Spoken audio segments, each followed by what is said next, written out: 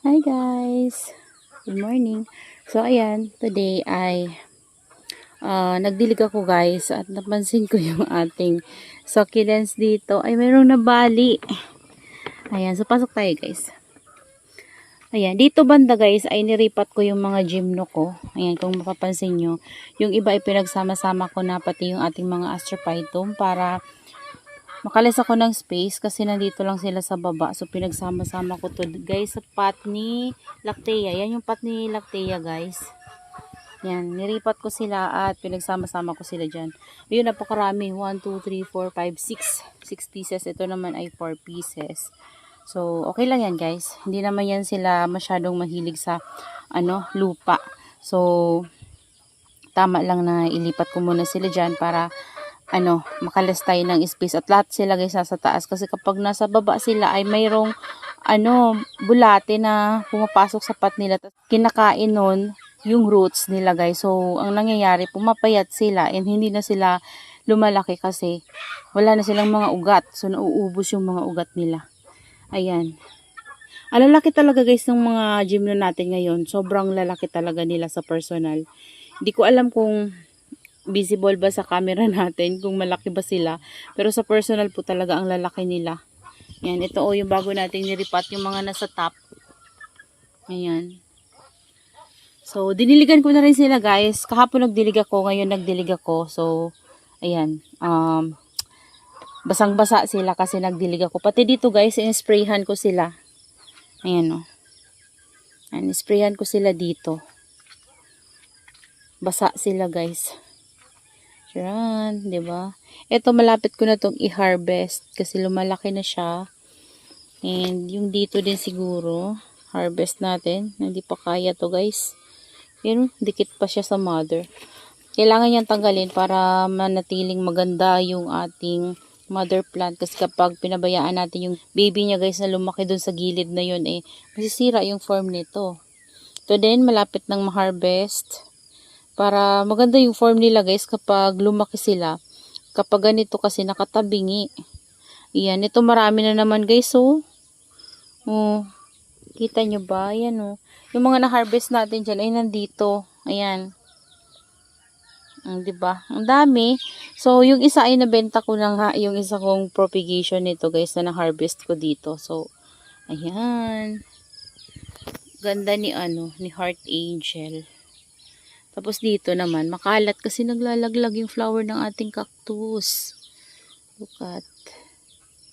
Parang, ayan, color red yan guys. Meron pa namang open, pero karamihan ay closed na. So, pati itong ating mga, guys, mga trailing succulents ay dinilig ko. So, nilipat ko nga ito dito guys, oh. Yan, nilipat ko siya dito na area kasi ito, nilipat ko din dito. Yan. Kasi namamaya to guys kasi lagi siyang tuyo, nakakalimutan ko siyang diligin. So nilipat ko siya ng area and medyo naging intelligated na siya dun sa area na yon. Hindi siya mainita ng maayos. So lipat natin para mas mataba siya. Naman guys ay ito yung ating variegated string of pearls. Nilipat ko din siya dito guys. Kasi yung nandito ay nilipat ko dun. Ayun sa dulo guys. And then yung mga nandyan ay nilipat ko dito. Ayan. O, diba? Kasi yung, guys, yung mga yan, diba, sobrang lush na nila. Lagi ko silang nasasagi, so nalalagas yung nila, mga leaves. Kaya naisip ko na i-transfer sila dito, pagpalitin sila ng pwesto. So, yun yung mga propagation natin ng mga Mendozae. Yan, so, yung dito, dinilig ko na rin, guys. Ayan, tatanggalin ko din yung flower stalk ng ating Monroe. Baka puntahan ng mealybugs. And may nag-request pala sa atin guys, gusto makita yung ating foreheads ng Laura. So ito siya. Ito po siya ma'am.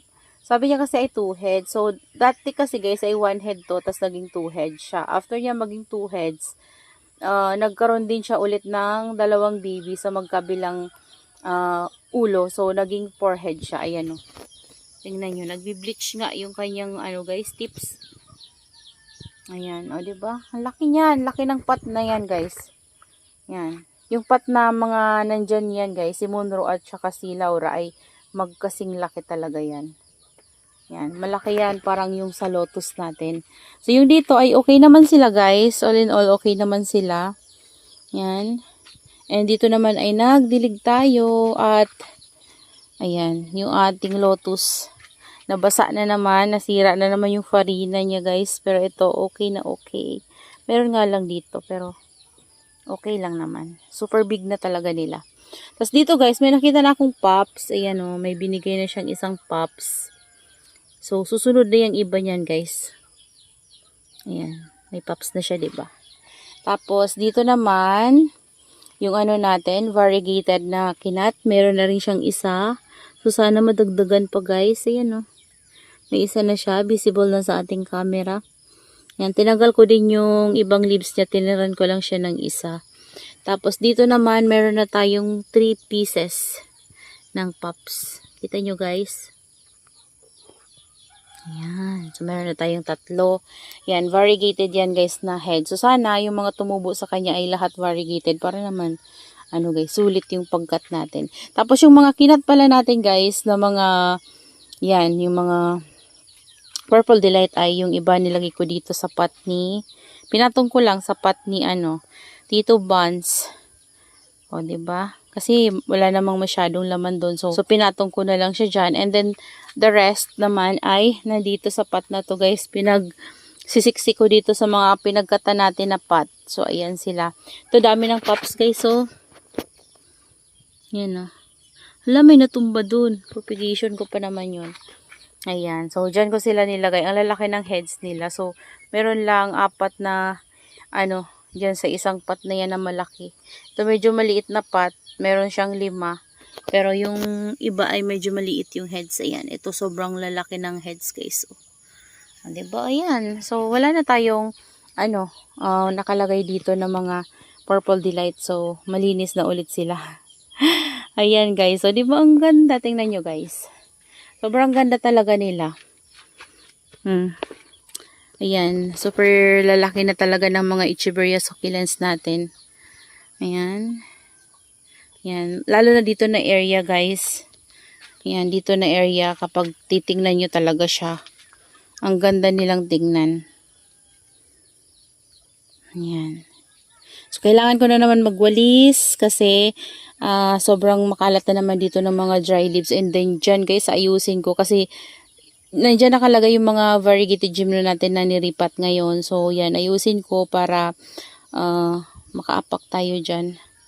Yan sila. Yung dito naman ay naayos na din natin. Ano na sila dito, guys? Maayos na talaga sila dito. Dahil naripat na natin sa white pot yung kailangang iripat dyan.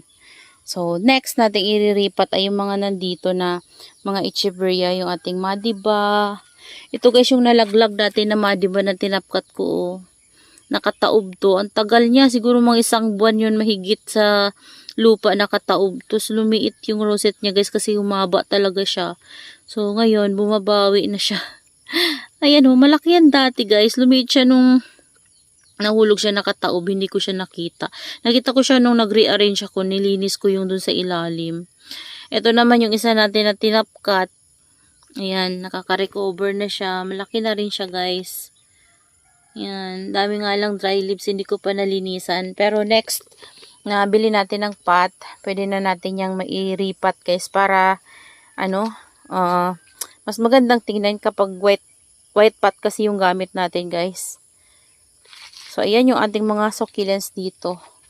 And then, doon naman, guys, sa mga, ano natin, naka-rain or shine, yung ating Judata dito, napansin ko may kumain. Tingnan nyo, guys, oh. Grabe, guys, yung dito inubos niya. Siguro snail yan na malaki. Hanggang dyan. Ayan, pinaparami ko pa naman yan si Judata kasi favorite ko din yan, guys.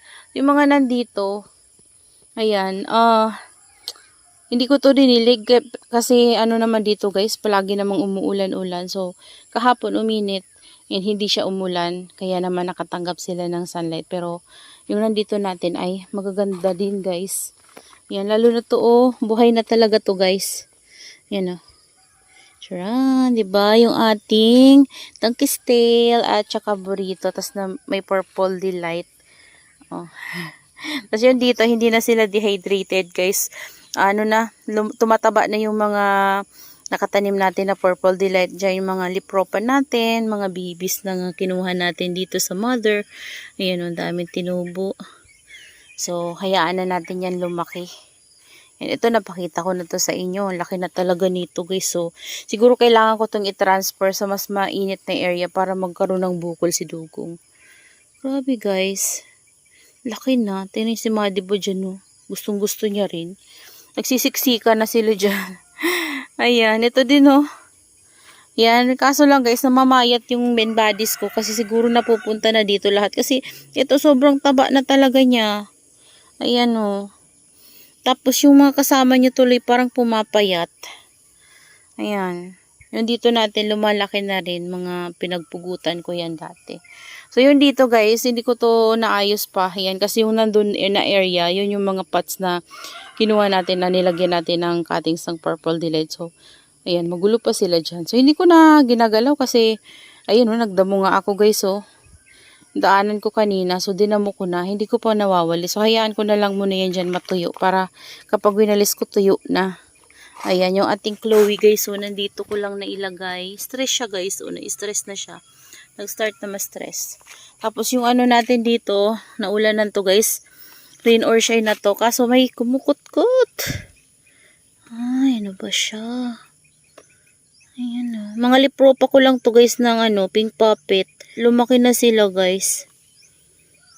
Hindi magtatagal guys. Mapupuno tong pot na to ng pink puppet. Ano to guys? Palaka na naman yan. Yung palaka na nagano sa lupa. Tingnan nyo. Tagal na nito. Yung katabi nito na ano guys. Non-Vardinabians. Ano yun? Parang nag-mutate siya. So naging ganito siya guys. Parang na siyang heart delight. Nangyari, nag 2 heads yun. Tapos nawala na naman yung isang heads niya. 1 head na ulit siya.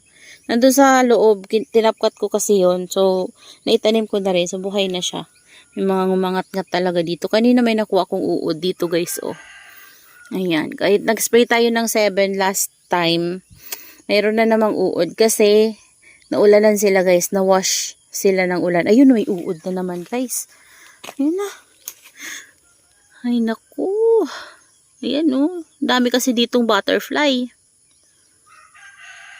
Yung butterfly guys na malalaki, tapos parang nangingitlog sila, yun yung nagiging uod.